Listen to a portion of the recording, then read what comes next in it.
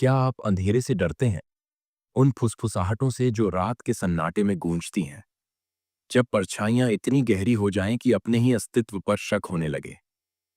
तब क्या होगा? एक गांव पहाड़ों की ओट में छिपा हुआ, जहां एक अजीब सा सन्नाटा पसरा है। लोग गायब हो रहे हैं, धीरे धीरे एक एक कर। उनके शरीर खोखले होते जा रहे हैं, जैसे किसी अदृश्य शक्ति ने उनसे उनकी सारी जान निचोड़ ली हो। ये कोई बीमारी नहीं है, ये एक प्राचीन अभिशाप है। एक ऐसा राक्षस जो इंसानी वसा पर जीता है, उनकी रूह को खाता है। क्या कोई इसे रोक पाएगा या ये अंधेरा हमेशा के लिए फैल जाएगा?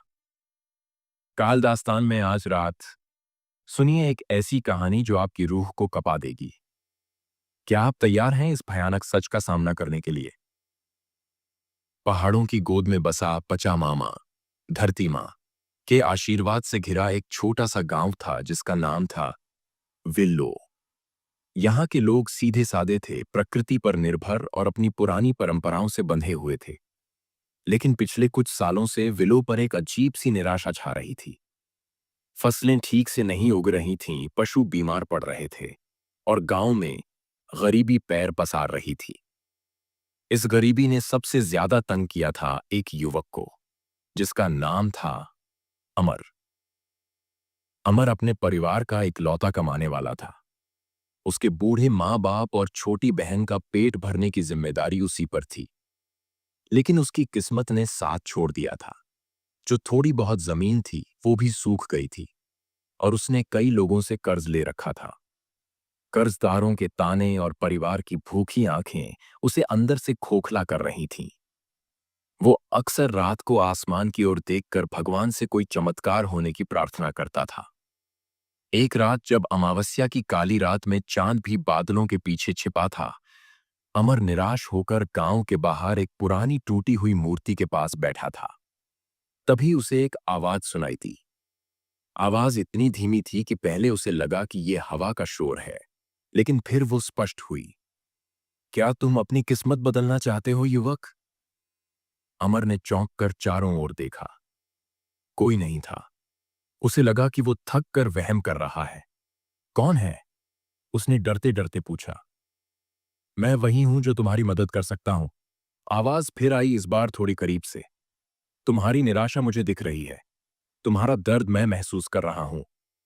अमर की रीढ़ में सिहरन दौड़ गई। तभी उसने देखा कि मूर्ति के पीछे से एक आकृति निकल रही है। आकृति धुंधली थी, जैसे हवा से बनी हो, लेकिन उसकी आंखें चमक रही थीं लाल अंगारे की तरह। वो लंबा और दुबला था। उसके कपड़े पुराने अंधेरे में भी अजीब से काले दिख रहे थे। एक अजीब सी ठंडी हवा अमर के चारों ओर फैल गई, जिससे उसे अपने बदन पर सिहरन महसूस हुई। तुम कौन हो? अमर ने साहस करके पूछा। मैं एक मित्र हूं जो तुम्हें उस दलदल से निकाल सकता है जिसमें तुम फंसे हो, उस आकृति ने कहा। उसकी आवाज में एक अजीब सी मीठी मीठी नमी थी जो किसी को भी अपने जाल में फंसा सकती थी। तुम्हें बस एक छोटा सा समझौता करना होगा। अमर के दिमाग में उम्मीद की एक किरण जगी। वो इतनी बुरी हालत में था कि उसे उस पल किसी भी चीज से किसी भी कीमत पर निकलने की जरूरत थी। कैसा समझौता? उसने पूछा। मैं तुम्हें धन दूंगा, सुरक्षा दूंगा, वह सब कुछ दूंगा जिसकी तुम्हें जरूरत है, आकृति ने कहा। तुम्हारी फसलें अच्छी होंगी, तुम्हारे पशु स्वस्थ रहेंगे और तुम्हारा कर्ज चुका दिया जाएगा। बदले में तुम्हें बस मुझे समय समय पर एक छोटी सी भेंट देनी होगी। अमर को अजीब लगा, लेकिन वो इतना हताश था कि उसे लगा ये भगवान का भेजा हुआ कोई दूत है। कैसी भेंट? उसने पूछा। आकृति थोड़ी देर चुप रही, फिर धीरे से कहा, एक छोटा सा अंश, तुम्हारा सार। अमर समझा नहीं। सार? हाँ, तुम्हारा जीवन का सार, आकृति ने कहा। तुम चिंता मत करो, ये तुम्हें कमजोर नहीं करेगा। बस एक छोटा सा हिस्सा जिसे तुम महसूस भी नहीं करोगे, और बदले में तुम्हें वो सब कुछ मिलेगा जिसकी तुम कल्पना भी नहीं कर सकते। अमर ने एक पल सोचा, उसे लगा कि यह कोई आध्यात्मिक भेंट होगी, जैसे कोई प्रार्थना या कोई छोटा बलिदान। उसकी आंखों के सामने अपने परिवार के भूखे चेहरे घूम गए। मैं तैयार हूं, उसने कहा।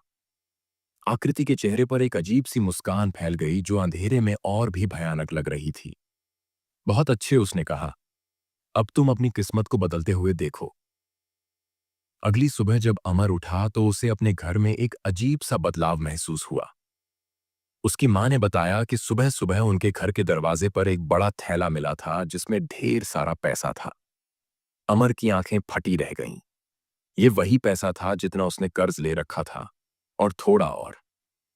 शुरुआत में अमर को लगा कि ये कोई अच्छा सपना है, लेकिन फिर उसने अपनी जमीन देखी जो सूखी पड़ी थी। उस पर अचानक से हरी भरी फसलें उगाई थीं।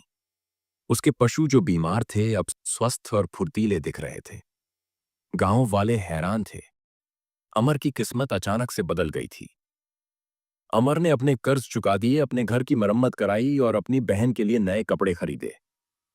उसकी मां के चेहरे पर सालों बाद मुस्कान लौटी थी। अमर उस आकृति को अपना शुभचिंतक, अपना देवदूत मानने लगा। उसे लगा कि उसकी सारी समस्याएं दूर हो गई हैं। जैसे जैसे दिन बीतते गए, अमर की समृद्धि बढ़ती गई। उसकी फसलें गांव में सबसे अच्छी थीं। उसके पशु दुगने हो गए। उसने एक बड़ा घर बना लिया और अब वो गांव के सबसे अमीर लोगों में से एक था। गांव वाले उसकी किस्मत पर अचंभित थे, लेकिन कोई नहीं जानता था कि इस समृद्धि के पीछे एक भयानक अनकही कीमत छिपी थी। शुरुआत में अमर को उस समझौते का कोई बुरा असर महसूस नहीं हुआ, लेकिन धीरे धीरे उसने अपने आसपास कुछ अजीब बदलाव महसूस करने शुरू किए। गांव में एक अजीब सी ठंडी हवा चलने लगी थी, खासकर रात में। कभी कभी उसे एक अजीब सी मीठी सी गंध आती थी, जैसे किसी मांस के जलने की, लेकिन उसे समझ नहीं आता था कि वो कहां से आ रही है। और कभी कभी उसे लगता था कि कोई उसे अंधेरे से देख रहा है, एक भयानक अदृश्य शक्ति। फिर गांव में घटनाएं घटने लगीं। सबसे पहले एक बूढ़ा आदमी पेड्रो अचानक गायब हो गया। पेड्रो गांव का सबसे बुजुर्ग व्यक्ति था जो कभी भी गांव से बाहर नहीं जाता था। लोग परेशान थे। उन्होंने पेड्रो को हर जगह ढूंढा, लेकिन वो कहीं नहीं मिला। उसका घर खाली पड़ा था, जैसे वो कभी वहां रहा ही ना हो। इसके बाद कुछ और लोग बीमार पड़ने लगे। ये बीमारियां अजीब थीं। लोगों का शरीर कमजोर पड़ने लगा। वे पतले होते गए, जैसे उनके अंदर का जीवन ही सूख गया हो। उनकी आंखें धंस जाती थीं और वे दिन ब दिन दुर्बल होते जाते थे।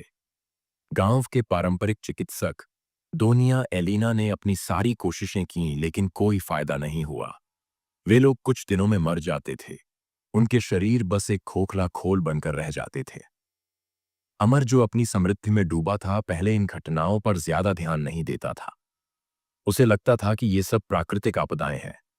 लेकिन जब उसके कुछ दोस्त भी बीमार पड़ने लगे और फिर गायब होने लगे, तो उसके मन में डर पैदा होने लगा। एक रात जब वो अपने नए बड़े घर में बैठा था, उसे अचानक अपने बदन में एक अजीब सी कमजोरी महसूस हुई। उसकी मांसपेशियां दर्द करने लगीं और उसे लगा जैसे कोई उसकी जान निचोड़ रहा हो। उसने अपनी हथेली पर देखा। उसकी हथेली पर एक काला निशान उभरा था जो पहले नहीं था। ये वही जगह थी जहां उस आकृति ने उसे छुआ था। अमर को उस रात नींद नहीं आई। वो अपने कमरे में घूमता रहा। उसके दिमाग में भयानक विचार घूम रहे थे। क्या ये उसकी समृद्धि का नतीजा था? क्या उस आकृति ने उसे धोखा दिया था? अगली सुबह जब अमर उठा तो उसे एक अजीब सी बेचैनी महसूस हुई। उसने शीशे में अपना चेहरा देखा। उसकी आंखें थोड़ी धंसी हुई थीं और उसके चेहरे पर एक अजीब सी पीलापन था। उसे लगा कि वो बीमार हो रहा है। उसी दिन एक और गांव वाला गायब हो गया। इस बार गांव में हाहाकार मच गया। लोगों ने अब डरना शुरू कर दिया था। वे जानते थे कि कुछ तो गलत हो रहा है। अमर को अब समझ में आने लगा था। वो अजीब सी ठंडक, वो मीठी गंध, वो महसूस करना कि कोई उसे देख रहा है, ये सब उस आकृति की उपस्थिति के संकेत थे। क्या वो सच में लोगों के जीवन का सार चुरा रहा था? अमर का मन अब घृणा और भय से भर गया था। उसे अपनी मूर्खता पर गुस्सा आ रहा था। उसने अपने परिवार को बचाने के लिए एक शैतान से समझौता कर लिया था। अब उसे उस आकृति का असली रूप जानना था और उसे रोकना था। एक रात अमर ने उस आकृति को खोजने का फैसला किया। वो उसी टूटी हुई मूर्ति के पास गया जहां वो उससे पहली बार मिला था। रात गहरी थी और हवा में एक अजीब सी खामोशी थी। अमर ने इंतजार किया। उसे नहीं पता था कि उसे क्या उम्मीद करनी चाहिए, लेकिन वो तैयार था। कुछ देर बाद वही ठंडी हवा चलने लगी। फिर अंधेरे से वो आकृति निकली।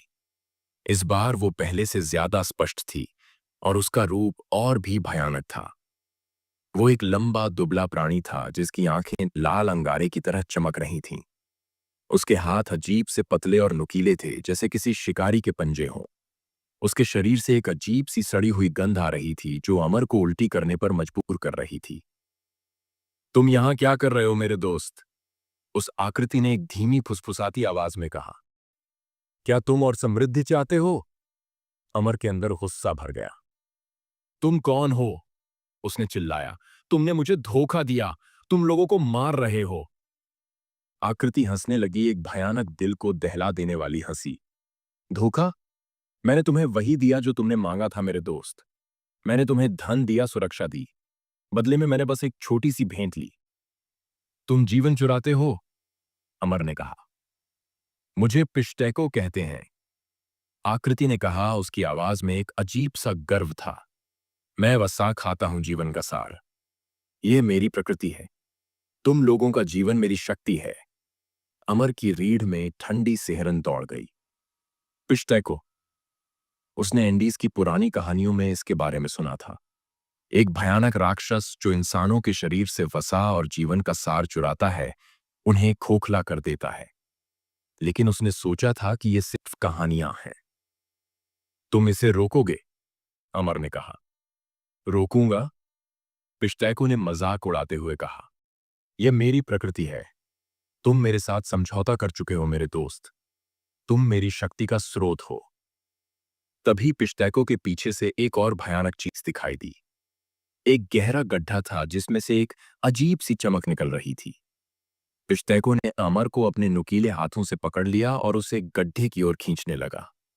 अमर ने विरोध किया, लेकिन पिश्तैको की शक्ति अकल्पनीय थी। गड्ढे के अंदर अमर ने एक भयानक नजारा देखा। वहां कई नग्न पतले शरीर पड़े थे। उनके शरीर पर काले निशान थे और उनकी आंखें खाली थीं। ये वही लोग थे जो गांव से गायब हुए थे और वही लोग जो बीमार होकर मर गए थे। उनकी त्वचा ढीली पड़ गई थी और उनके शरीर से एक अजीब सी दुर्गंध आ रही थी। पिश्तैको ने इन शरीरों पर अपने हाथ रखे और फिर एक अजीब सा अनुष्ठान शुरू किया। उसने कुछ पुरानी भाषा में मंत्र पढ़ने शुरू किए और फिर उन शरीरों से एक धुंधली सुनहरी चमक निकली जो पिश्तैको के शरीर में समा गई। अमर समझ गया। पिश्तैको इंसानों के शरीर से उनकी वसा और जीवन का सार सोख रहा था, उन्हें खोखला कर रहा था और फिर उनके शवों को फेंक रहा था। ये कोई बीमारी नहीं थी, ये एक भयानक अलौकिक हत्या थी। नहीं! अमर चिल्लाया। उसने पूरी ताकत से पिश्तैको को धक्का देने की कोशिश की, लेकिन वो हिलने का नाम नहीं ले रहा था। पिश्तैको ने अमर के चेहरे पर एक डरावनी मुस्कान बिखेरी। तुमने अपनी किस्मत बदली मेरे दोस्त, पिश्तैको ने फुसफुसाते हुए कहा। अब मैं तुम्हारी किस्मत बदलूंगा। पिश्तैको ने अमर के सीने पर अपने नुकीले हाथ रखे। अमर को लगा जैसे उसकी जान निकल रही हो। एक भयानक दर्द उसके शरीर में फैल गया। उसे लगा जैसे उसकी हड्डियां पिघल रही हैं, उसकी मांसपेशियां सिकुड़ रही हैं। उसकी आंखों के सामने अंधेरा छाने लगा। उसने अपनी पूरी ताकत लगाकर पिश्तैको को दूर धकेलने की कोशिश की, लेकिन कोई फायदा नहीं हुआ। उसकी आवाज गले में अटक गई। धीरे धीरे अमर का शरीर कमजोर पड़ने लगा। उसका चेहरा पीला पड़ गया, उसकी आंखें धंस गईं। उसे लगा जैसे वो अंदर से खाली होता जा रहा है। उसकी सांसें धीमी पड़ने लगीं। कसार उसकी वसा, उसकी ऊर्जा सोख रहा था। अमर की आखिरी सांस निकल गई।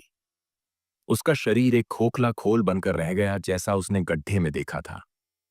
पिश्तैको ने उसे दूर धकेल दिया और अमर का निष्प्राण शरीर जमीन पर गिर गया। पिश्तैको ने एक संतोष भरी सांस ली, जैसे उसने एक स्वादिष्ट भोजन किया हो। उसकी आंखें और भी चमकने लगीं और उसके शरीर में एक अजीब सी ऊर्जा का संचार हुआ। कुछ महीने बाद विलो गांव में सन्नाटा पसरा हुआ था। लोग धीरे धीरे गायब होते जा रहे थे। और जो बचे थे वे बीमार और कमजोर थे। गांव में एक अजीब सा भय फैल गया था। उसी समय एलिसा नाम की एक युवा मानव विज्ञानी एंडीज में घूम रही थी। वो पुरानी लोक कथाओं और रहस्यमयी घटनाओं का अध्ययन कर रही थी। उसने विलो गांव के बारे में सुना था कि वहां लोग अचानक गायब हो रहे थे और एक अजीब बीमारी फैल रही थी। उसकी जिज्ञासा बढ़ी और उसने गांव की ओर रुख किया। एलिसा जब गांव पहुंची तो उसे लगा जैसे वो किसी भूतिया जगह पर आ गई हो। सड़कें खाली थीं, घर वीरान पड़े थे। जो थोड़े बहुत लोग बचे थे वे डरे हुए थे।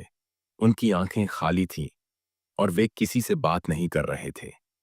दोनिया एलिना गांव की पारंपरिक चिकित्सक, जो अब खुद भी कमजोर हो चुकी थीं, ने एलिसा को गांव की दुखद कहानी सुनाई।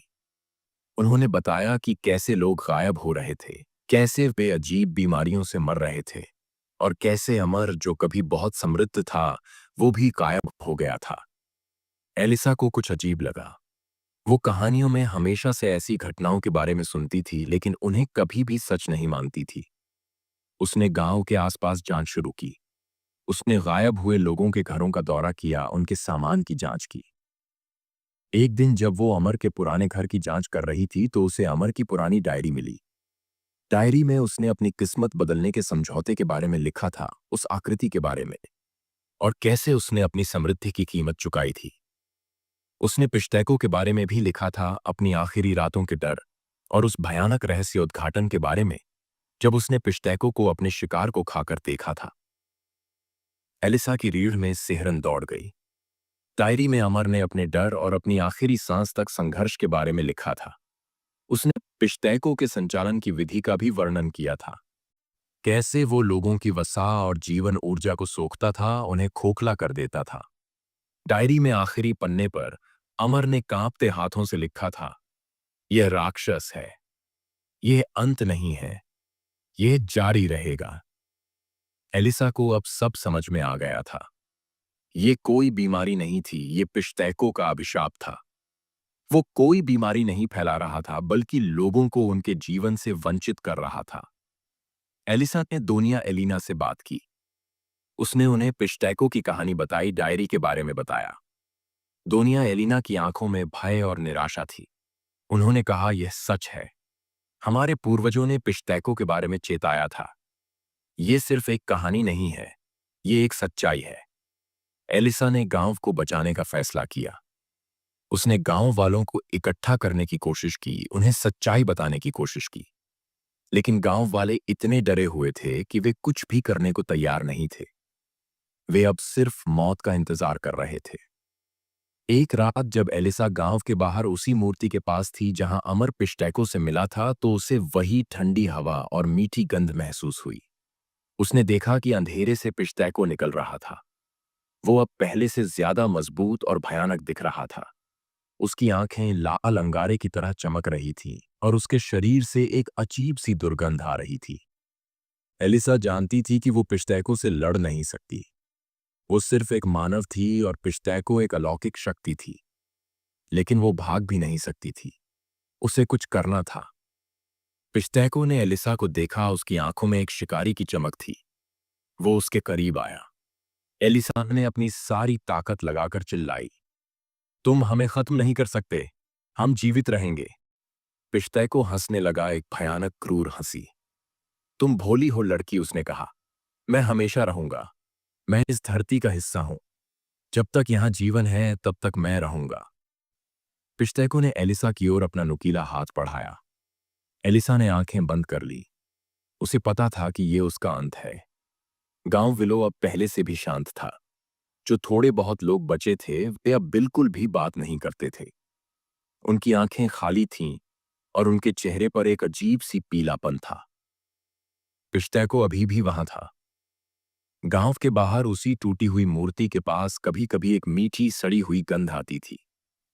कभी कभी रात में एक अजीब सी ठंडी हवा चलती थी जो गांव के लोगों को अंदर तक कंपा देती थी। और कभी कभी अंधेरे से एक भयानक अदृश्य शक्ति उन्हें देखती थी, इंतजार करती थी। पिश्तैको अब भी शिकार कर रहा था। गांव में एक नया बच्चा पैदा होता था और कुछ ही दिनों बाद उसका शरीर भी कमजोर पड़ने लगता था। एक नया आगंतुक आता था और कुछ ही हफ्तों बाद वो भी गायब हो जाता था। पिश्तैको का आतंक एक चक्रीय प्रकृति का था। यह कभी खत्म नहीं होता था। यह सिर्फ छिप जाता था, इंतजार करता था और फिर से हमला करता था। विलो गांव पिश्तैको के लिए एक अंतहीन दावत बन गया था, एक भयानक शाश्वत आतंक की जगह। और इस आतंक से बचने का कोई रास्ता नहीं था। पिश्तैको अंधेरे में सक्रिय था, हमेशा शिकार करने के लिए तैयार। मुंबई की चकाचौंध और प्रतिस्पर्धा में रणवीर प्रताप सिंह का नाम एक उभरते हुए खिलाड़ी के तौर पर जाना जाता था, पर उसका दिल अदम्य महत्वाकांक्षा और वासना से भरा था। वह सत्ता के शिखर पर पहुंचने का सपना देखता था, एक ऐसी ताकत जो उसे हर प्रतिद्वंद्वी से ऊपर रखे, हर रहस्य उसके कदमों में ले आए। यह इच्छा इतनी प्रबल थी कि वह इसे पाने के लिए नैतिकता की हर सीमा को लांघने को तैयार था। उसने अंधेरी शक्तियों की पुरानी कहानियों में अपनी इच्छा का समाधान खोजा और उसकी नजर कर्ण पिशाचिनी पर पड़ी। एक ऐसी आत्मा जो कान में फुसफुसाकर न केवल हर गुप्त बात बता सकती थी, बल्कि अपने संपर्क में आने वाले पुरुष को असीम शक्ति के नशे में चूर कर देती थी, उसकी हर वासना का साधन बन जाती थी। रणवीर ने अपने बंगले के सबसे एकांत कोने में एक प्राचीन तांत्रिक की मदद से उस भयावह साधना की शुरुआत की। हवन कुंड से उठते धुएं और अजीबोगरीब अनुष्ठानों के बीच उसने कर्ण पिशाचिनी को बुलाया। रात भर मंत्रों की गूंज हवा में तैरती रही और रणवीर को लगा जैसे कोई अदृश्य ठंडी लहर उसके शरीर में समा रही हो। अंतिम मंत्र के साथ जब पहला सूर्योदय हुआ तो रणवीर ने अपने कानों में एक पतली सरसराहट भरी फुसफुसाहट महसूस की। यह कर्ण पिशाचिनी थी, एक ऐसी उपस्थिति जो अदृश्य होते हुए भी बेहद करीब और अंतरंग महसूस हो रही थी। साधना के बाद कर्ण पिशाचिनी की आवाज ने एक अविस्मरणीय शर्त रखी, तुम्हें हर रहस्य मिलेगा, हर जीत तुम्हारी होगी, पर बदले में रणवीर तुम्हारी सबसे निजी इच्छाएं मेरी होंगी। तुम केवल मेरी वासना को ही शांत कर सकते हो। कोई और स्त्री तुम्हारे करीब नहीं आएगी, न तुम्हारी पत्नी, न कोई और। तुम्हारा शरीर और तुम्हारी कामुकता अब मेरे लिए बंधे हैं। रणवीर ने अहंकार और शक्ति की अंधी प्यास में इस चेतावनी को नजरअंदाज कर दिया। उसे लगा कि वह इस शक्ति को नियंत्रित कर सकता है, उसे अपनी वासनाओं का खिलौना बना सकता है, जबकि वह खुद उसकी वासना का शिकार बन रहा था। शुरुआती दौर में रणवीर प्रताप सिंह को लगा कि उसने दुनिया मुट्ठी में कर ली है। कर्ण पिशाचिनी की फुसफुसाहटें उसके लिए अमृत बन चुकी थीं। वे उसे लोगों के सबसे गुप्त विचारों, उनकी छिपी हुई वासनाओं और उनके आने वाले कदमों के बारे में बताती थी। यह सिर्फ जानकारी नहीं थी, बल्कि भविष्य की एक मोहक झलक थी, एक ऐसी शक्ति जो उसे किसी भी शतरंज के खेल में 10 कदम आगे रखती थी। हर बार जब कर्ण पिशाचिनी उसके कान में फुसफुसाती तो रणवीर को लगता जैसे कोई बर्फीली सांस उसकी गर्दन पर पड़ रही हो, एक ऐसी सिहरन जो उसे एक अजीब सी उत्तेजना और नियंत्रण का एहसास कराती थी। रात में जब वह अकेला होता तो उसे लगता जैसे कोई अदृश्य भार उसके ऊपर आ गया हो, एक ठंडी सूक्ष्म उपस्थिति जो उसके शरीर से लिपट जाती, उसकी इंद्रियों को जगा देती। यह अनुभव इतना नशीला और भयावह था कि वह हर रात कर्ण पिशाचिनी की प्रेरणा का इंतजार करने लगा। उसने बिना देर किए अपनी नई शक्ति का इस्तेमाल शुरू किया। उसने सीधे अपने सबसे बड़े राजनीतिक प्रतिद्वंद्वी मुख्यमंत्री राकेश वर्मा को निशाना बनाया। कर्ण पिशाचिनी ने फुसफुसाते हुए बताया, राकेश वर्मा ने अपनी पिछली जीत में वोटों की हेराफेरी की थी। सबूत उसके पुराने फार्म हाउस में जमीन के नीचे दबे हैं, एक नीले रंग के बक्से में। और हां, उसकी एक गुप्त प्रेमिका भी है जो उसके हर गलत काम की राजदार है। रणवीर ने तुरंत अपने जासूसों को लगाया। अगले ही दिन राकेश वर्मा के फार्म हाउस से वह बक्सा बरामद हुआ जिसमें धांधली के सारे दस्तावेज थे।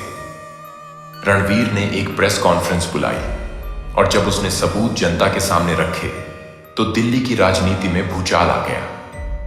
राकेश वर्मा को रातों रात इस्तीफा देना पड़ा और जेल जाने की नौबत आ गई। रणवीर के नाम पर जीत का डंका बज उठा। उसकी आंखें खुशी से चमक उठी। उसने उस पल एक अजीब सी क्रूर और कामातुर संतुष्टि महसूस की। उसे लगा जैसे कर्ण पिशाचिनी उसकी अपनी वासनाओं को पूरा कर रही हो, उसे इस अदृश्य संबंध में और गहरे खींच रही हो। फिर बारी आई देश के सबसे अमीर उद्योगपति दीपक सेठ की। दीपक सेठ रणवीर के हर प्रोजेक्ट में अड़ंगा डालते थे। कर्ण पिशाचिनी की फुसफुसाहट और करीब आ गई। रणवीर को लगा जैसे कोई अदृश्य होंठ उसके कान से सट गए हों। दीपक सेठ की बड़ी बेटी का अपहरण हुआ था 15 साल पहले और उन्होंने उसे बचाने के लिए भारी रकम दी थी, पर यह बात उन्होंने सबसे छुपा रखी है। उनकी बेटी अब भी सदमे में है। और हां, दीपक सेठ खुद अपनी कंपनी की महिला कर्मचारियों का यौन शोषण करते हैं। सबूत उनके निजी कंप्यूटर की एक गुप्त फाइल में है। रणवीर ने बिना कुछ सोचे इस राज को एक प्रमुख अखबार में लीक कर दिया। अगले ही दिन दीपक सेठ का परिवार बिखर गया। उनकी बेटी को फिर से उसी दर्द से गुजरना पड़ा और उनका व्यापार घाटे में चला गया। साथ ही उनकी सामाजिक प्रतिष्ठा पूरी तरह धूल में मिल गई। रणवीर ने यह सब देखा और उसके होंठों पर एक पतली नशीली मुस्कान तैर गई। उसे यह खेल बेहद पसंद आने लगा था और उसे लगा कि कर्ण पिशाचिनी उसे उसकी हर इच्छा पूरी करने में मदद कर रही है। पैसा रणवीर के पास पानी की तरह बहने लगा। उसे हर उस सौदे की जानकारी मिल जाती थी जिसमें करोड़ों का मुनाफा होता था। उसने अनगिनत अवैध सौदे किए। हर सौदे में उसे भारी मुनाफा हुआ। उसके बैंक अकाउंट में हर दिन पैसा बढ़ता जा रहा था और उसका बंगला और भी आलीशान होता गया। उसे लगता था कि वह इस शक्ति के बिना अब जी नहीं सकता। यह उसके लिए एक व्यसन बन चुका था। हर बार जब वह कोई राज उजागर करता तो उसे लगता जैसे कर्ण पिशाचिनी उसके करीब आ रही हो, एक अदृश्य आलिंगन में उसे जकड़ रही हो, उसकी सांसों में घुल रही हो। यह उसे एक अजीब सी उत्तेजना और भयानक शक्ति का अनुभव देती थी। लेकिन यह धोखे भरा वरदान अब अपना असली रंग दिखाने लगा था। फुसफुसाहटें अब केवल राज उजागर नहीं करती थीं, वे रणवीर के मन में धीरे धीरे शक और कलह का बीज बो रही थीं।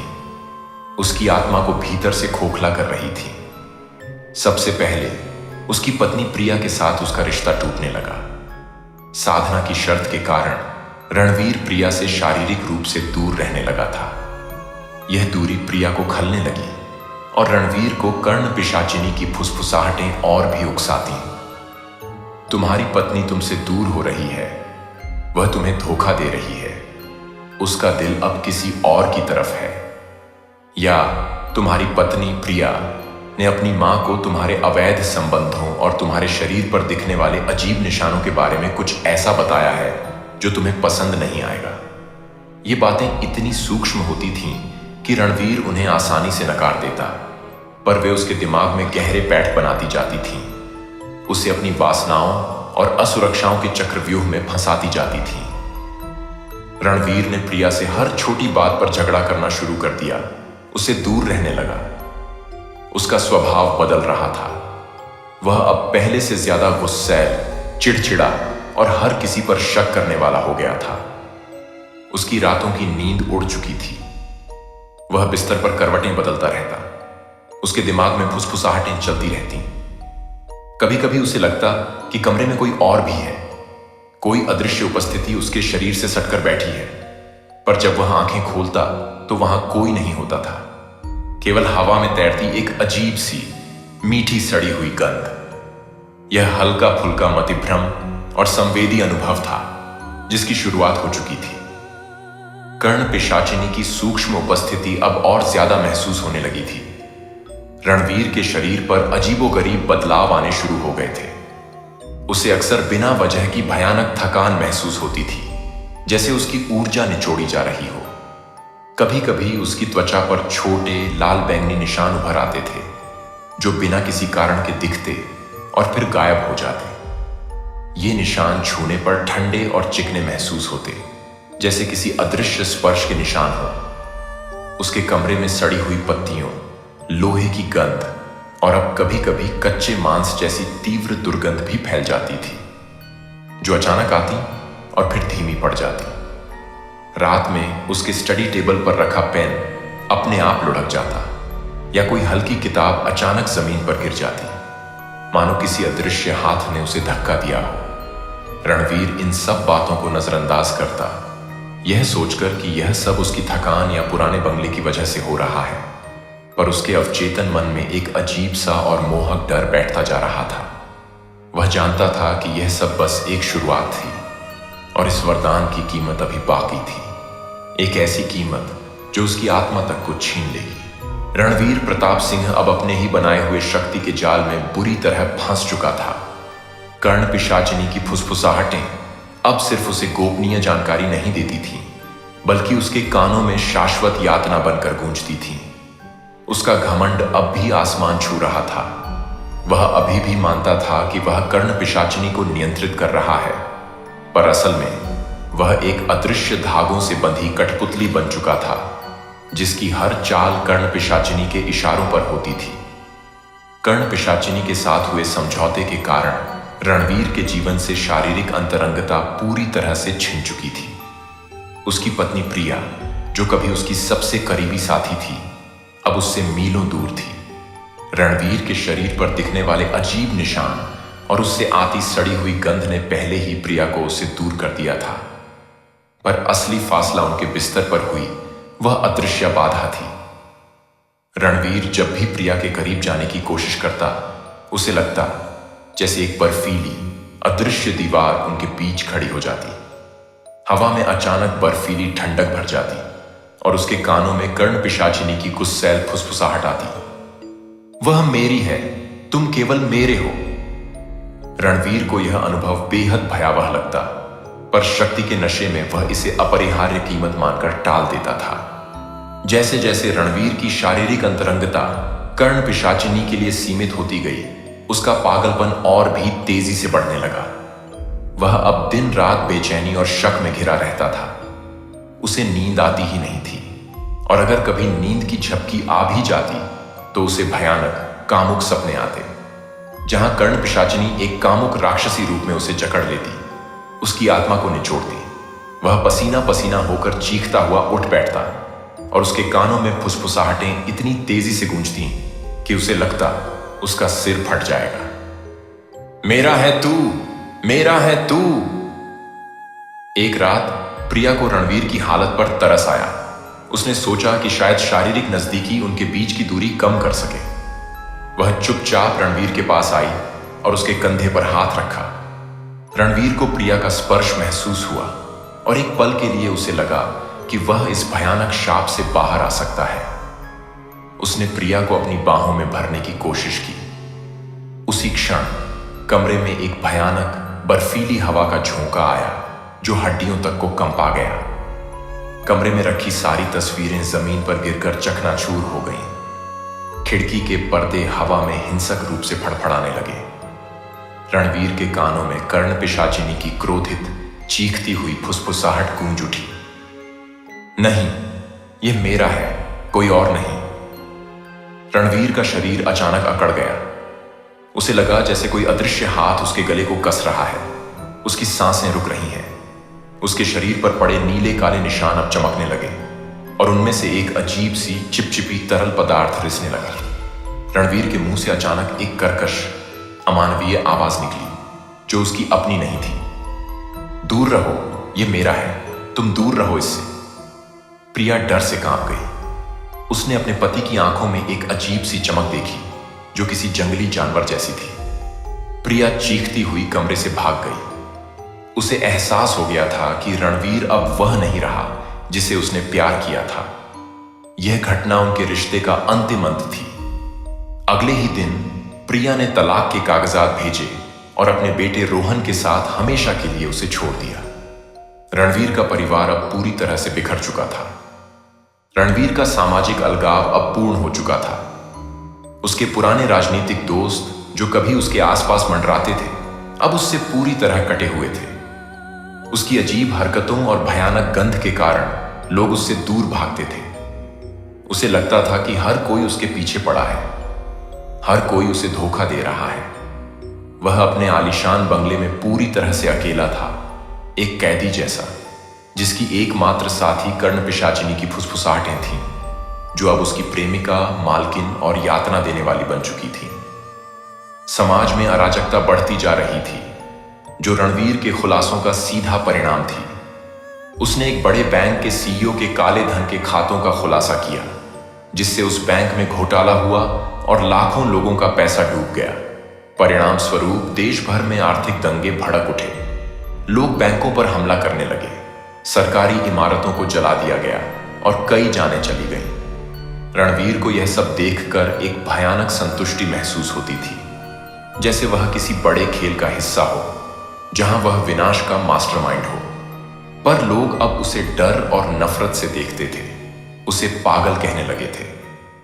फिर कर्ण पिशाचिनी ने रणवीर को जनता के सामने नंगा करने का फैसला किया। यह उसके लिए सबसे बड़ा अपमान था, उसकी पूरी जिंदगी की कमाई हुई इज्जत को मिट्टी में मिलाने का आखिरी बार। एक दिन देश के सबसे बड़े समाचार चैनल ने रणवीर प्रताप सिंह का एक लाइव इंटरव्यू रखा। रणवीर ने खुद को किसी तरह तैयार किया, पर उसकी आंखें लाल थीं और उसके चेहरे पर एक अजीब सी बेजान मुस्कान थी। स्टूडियो में पहुंचते ही फुसफुसाहटें उसके कानों में इतनी तेजी से गूंजी कि उसे लगा उसका सिर फट जाएगा। तुम्हारे राज, अब तुम्हारे अपने राज सामने आएंगे, उन्हें बताओ कि तुम कौन हो।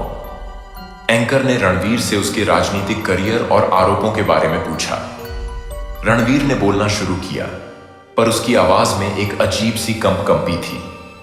तभी कर्ण पिशाचिनी की फुसफुसाहट इतनी तेज हो गई कि उसे लगा जैसे कोई उसके दिमाग के अंदर बोल रहा है, और उसकी आवाज कर्कश और डरावनी हो गई। रणवीर ने खुद पर से नियंत्रण खो दिया।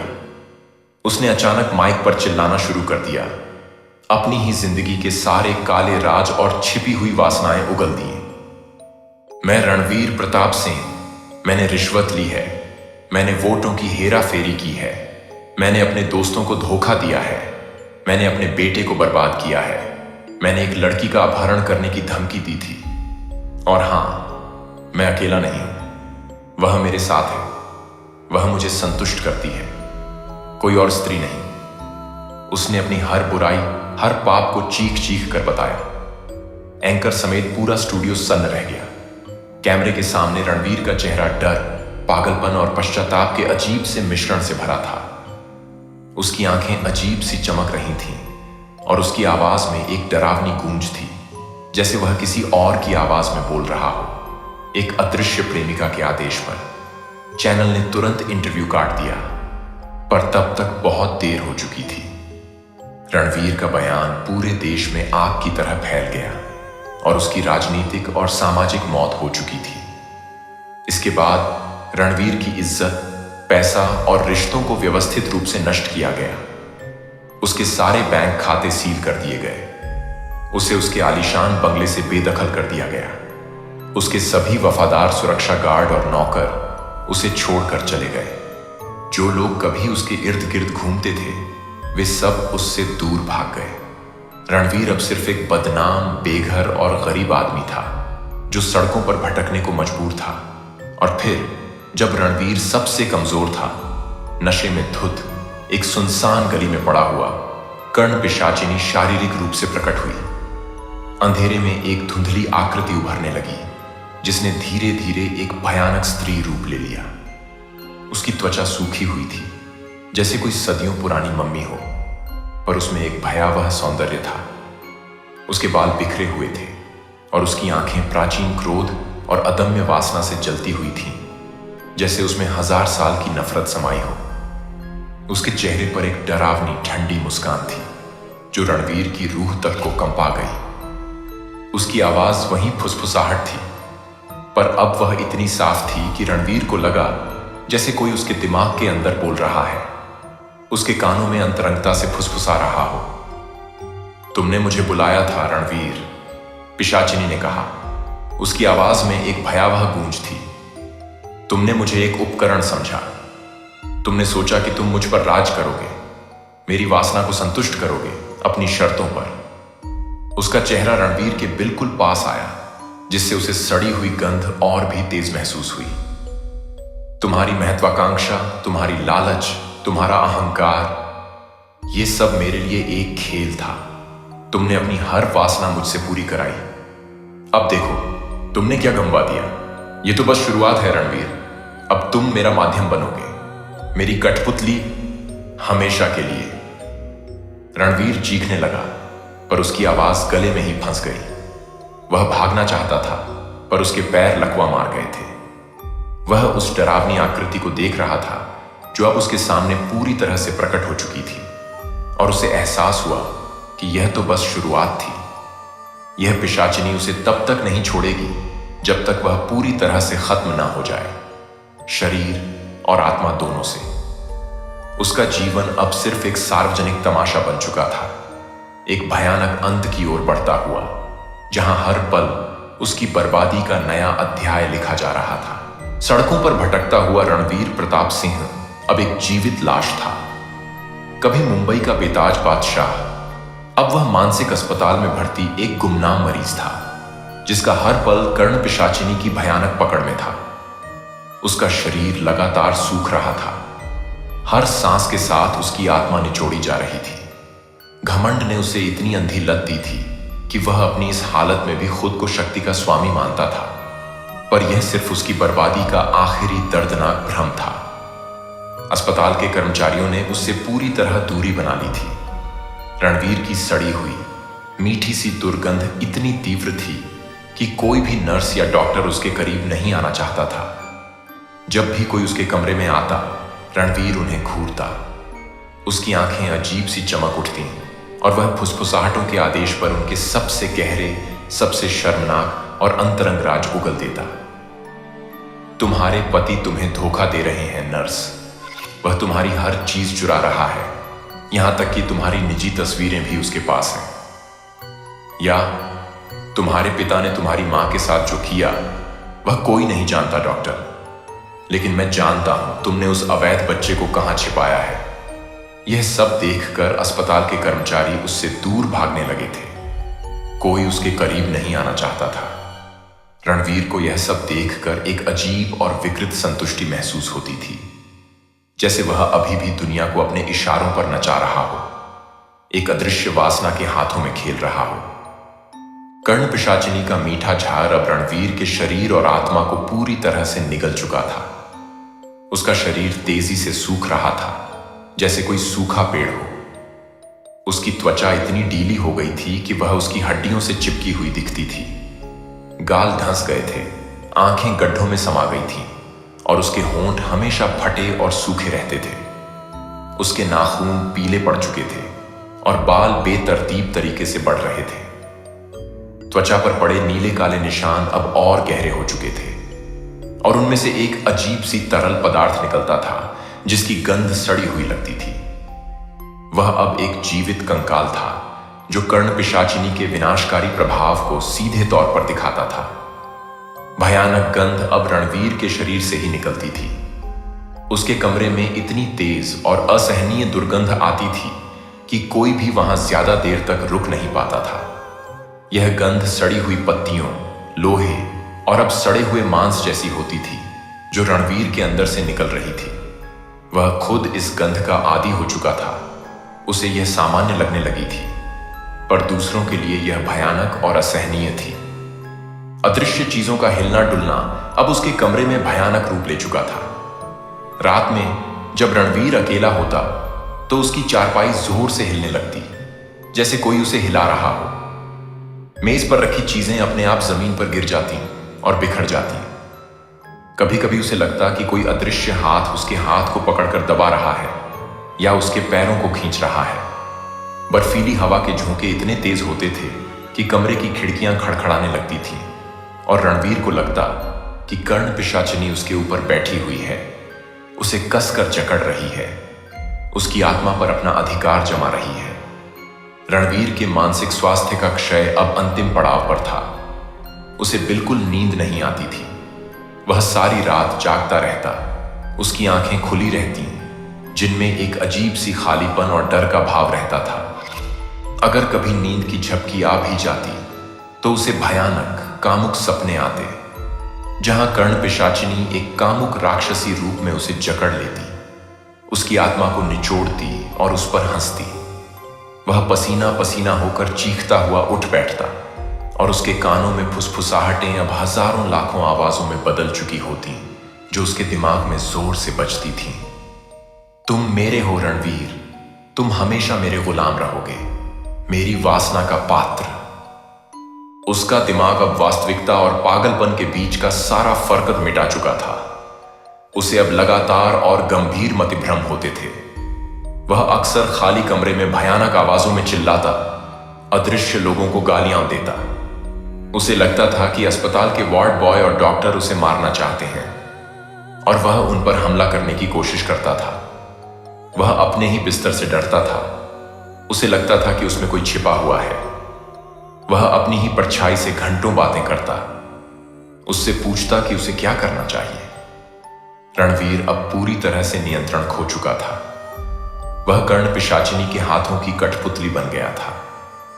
और फिर कर्ण पिशाचिनी ने रणवीर के अंतिम रहस्यों को भी उजागर करना शुरू कर दिया, सीधे उसके मृतप्राय मुख से। जब कोई भी व्यक्ति उसके करीब आता तो रणवीर की आवाज में अजीब सी कर्कशता और भयावह गूंज आ जाती थी, जो किसी इंसानी आवाज से कहीं ज्यादा भयानक थी। यह कर्ण पिशाचिनी की आवाज थी जो रणवीर के जर्जर मुख से निकलती थी। एक डॉक्टर जो रणवीर की हालत को समझने की कोशिश कर रहा था, उसके पास आया। रणवीर ने उसे देखा और उसकी आंखें फैल गईं। उसकी कर्कश आवाज में कर्ण पिशाचिनी बोल उठी, डॉक्टर, तुम्हें पता है कि तुमने अपनी डिग्री कैसे खरीदी थी? तुमने उस गरीब मरीज के पैसे चुराए थे, है ना? और तुमने अपनी नर्स के साथ क्या किया था वह भी मैं जानती हूं। वह अब तुम्हारे लिए बदला लेने आ रहा है। डॉक्टर सदमे में जम गया। यह उसका सबसे गहरा और गुप्त राज था, जिसे उसने कभी किसी को नहीं बताया था। वह चिल्लाता हुआ कमरे से भाग गया। उसका चेहरा पीला पड़ गया था। यह रणवीर का अंतिम सामाजिक पतन था। उसकी वजह से अस्पताल में एक अजीब सा तनाव फैल गया था। कोई भी उसकी बातों को झूठ नहीं कह पाता था, क्योंकि वे हमेशा सच निकलती थीं, चाहे कितनी भी भयानक क्यों ना हो। रणवीर अब एक लाइफ टॉर्चर टूल बन चुका था, जहां उसकी अपनी बर्बादी दूसरों के लिए एक भयानक चेतावनी थी। रणवीर की आंखें अब बिल्कुल खाली हो चुकी थीं, जैसे उनमें कोई आत्मा ना हो।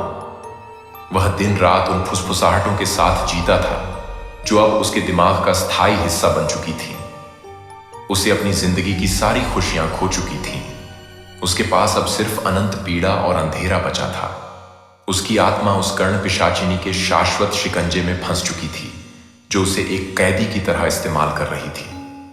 वह जानता था कि अब उसका अंत करीब है, पर मौत भी उसे इस पीड़ा से मुक्ति नहीं दे पाएगी।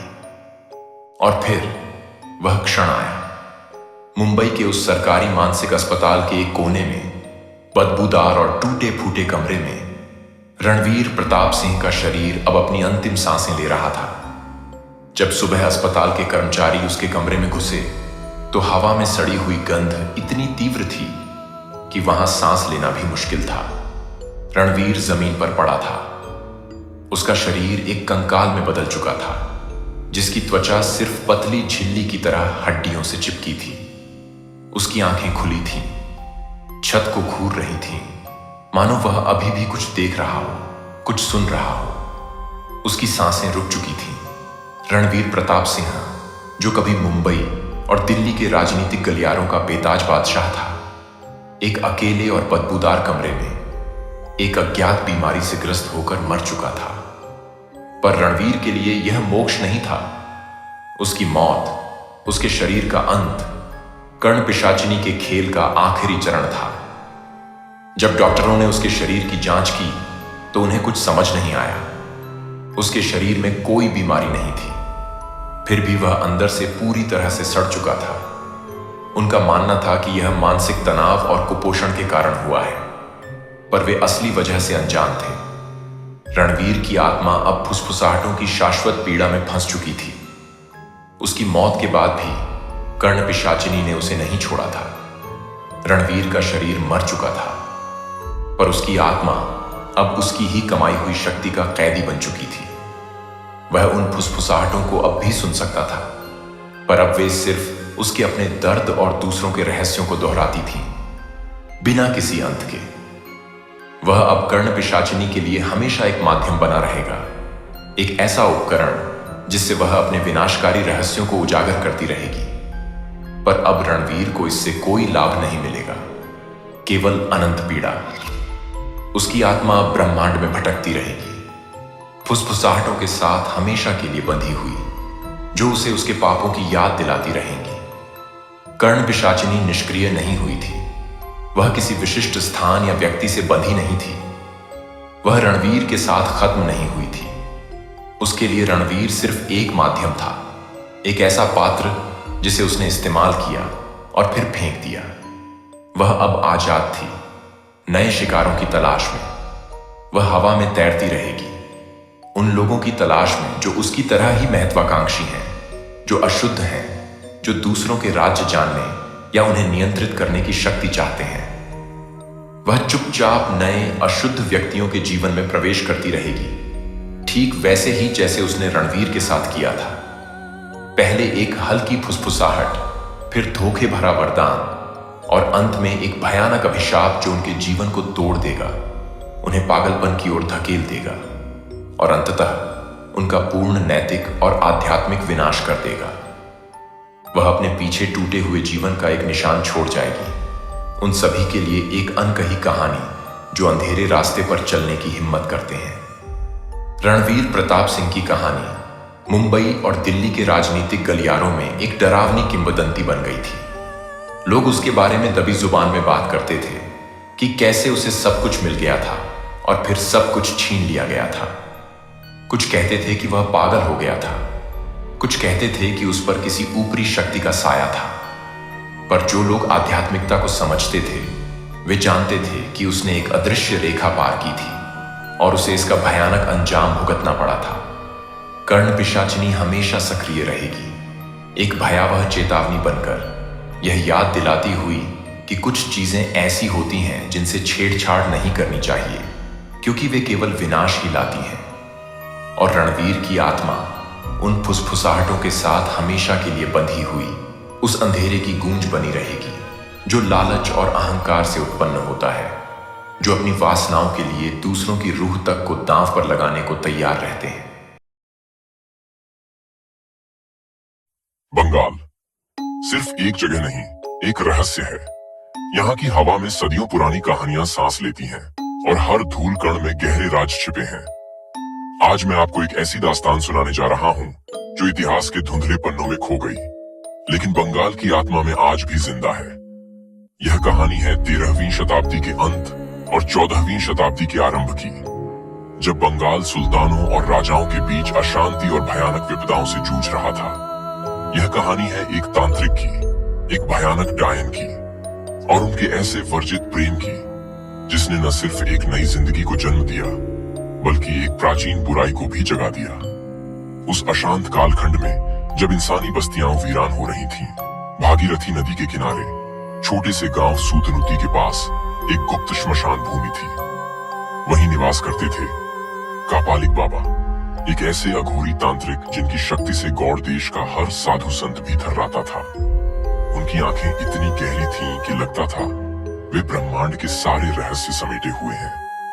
उनके मंत्रों की गूंज से बुरी आत्माएं कांप उठती थीं और उनकी एक हुंकार से बड़े बड़े जिन्न और प्रेत भी थर्रा जाते थे। वह अशांति और अराजकता के इस दौर में संतुलन बनाए रखने वाले एक स्तंभ थे, जिनकी ख्याति सुदूर लखनौती तक फैली थी। लेकिन गौड़ देश की राजधानी लखनौती से दूर बांकुरा के घने जंगल में एक सदियों पुरानी, अब ध्वस्त हो चुकी जमींदार की घड़ी थी। अशांति की छाया में उसकी दीवारें और भी ज्यादा काली दिखती थीं। वहीं रहती थी डाकिनी, एक ऐसी शक्ति जिसका नाम सुनकर ही आसपास के गांवों में दहशत फैल जाती थी। लोग उसे पिशाचिनी या सिर्फ डायन मां कहते थे।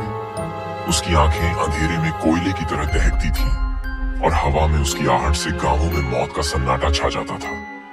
वह घड़ी के भीतर एक विशाल प्राचीन बरगद के पेड़ पर अपना डेरा डालती थी, जिसकी जड़ें इतनी गहरी थीं कि लगता था वे सीधे पाताल लोक से जुड़ती हैं, और जो हजारों आत्माओं का आवास था।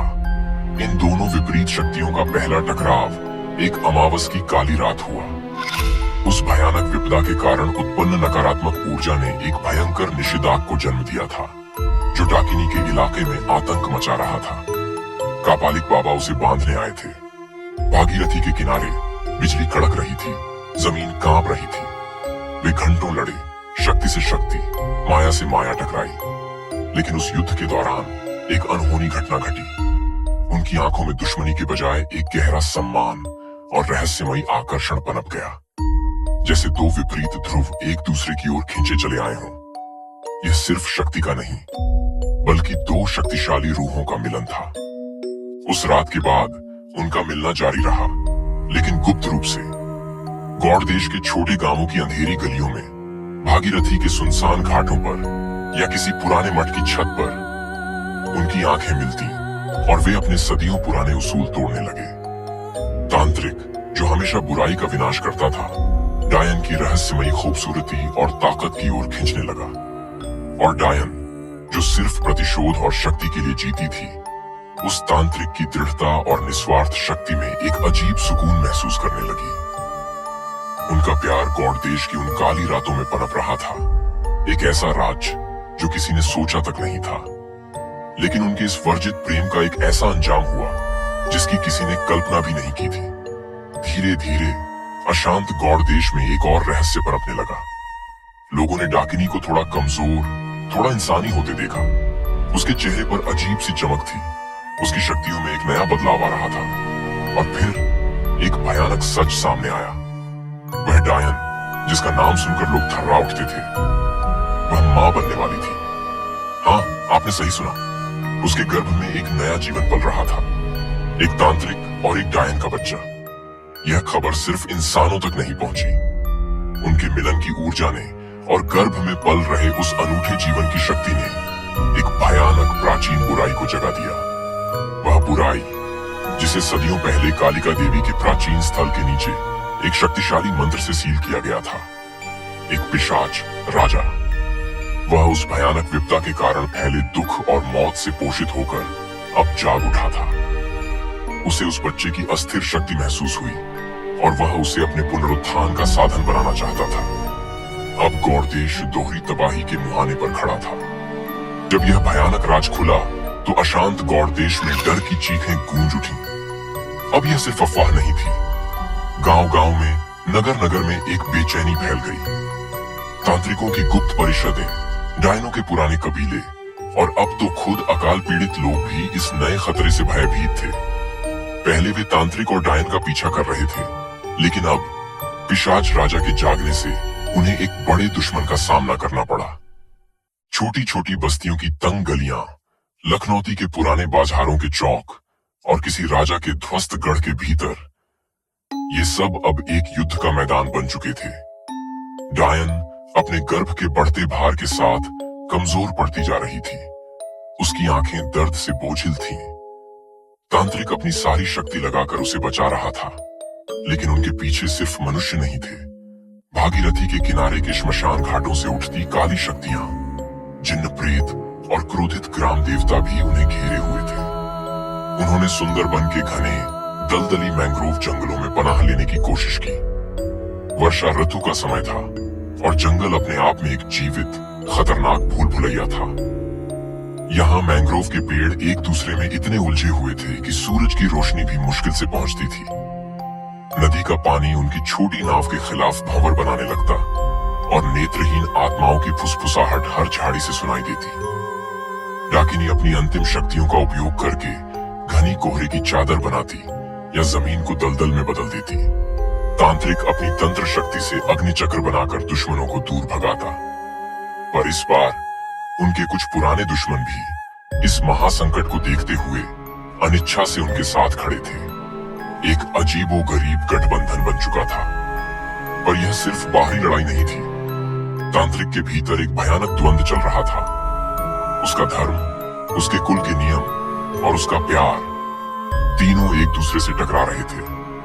उसे पता था कि वह गौड़ देश के सदियों पुराने संतुलन को तोड़ रहा है, एक ऐसी चीज को जन्म दे रहा है जो शायद ब्रह्मांड को ही अस्थिर कर दे।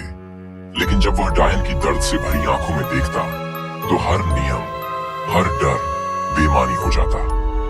उसका एक ही लक्ष्य था, उसे और उस बच्चे को बचाना, जिसकी धड़कनें अब दोनों की रगों में दौड़ रही थी। सब फिर आया वो पल, वो अंतिम टकराव।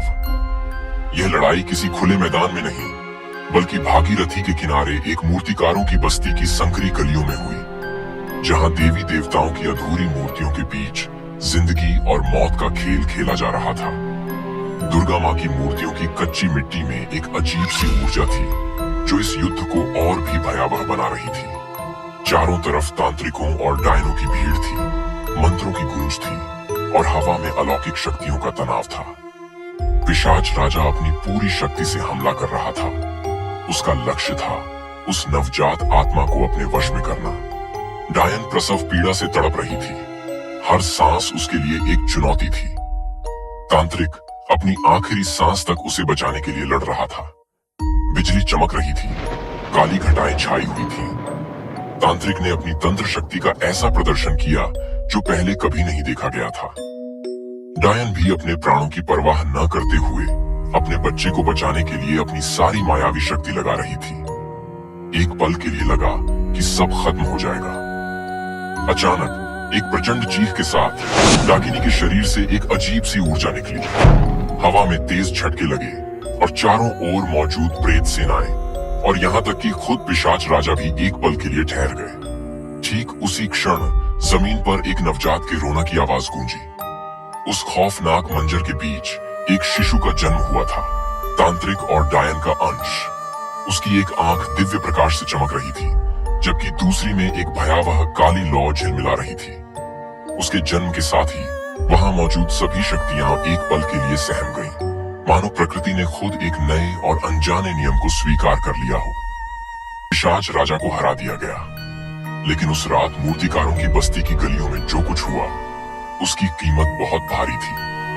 तांत्रिक और डायन अपने घावों से कराहते हुए बच्चे को लेकर उस नरक से निकल गए। उन्होंने उसे बचाने के लिए सब कुछ दांव पर लगा दिया था, लेकिन उन्होंने जिसे बचाया था वह सिर्फ एक बच्चा नहीं था।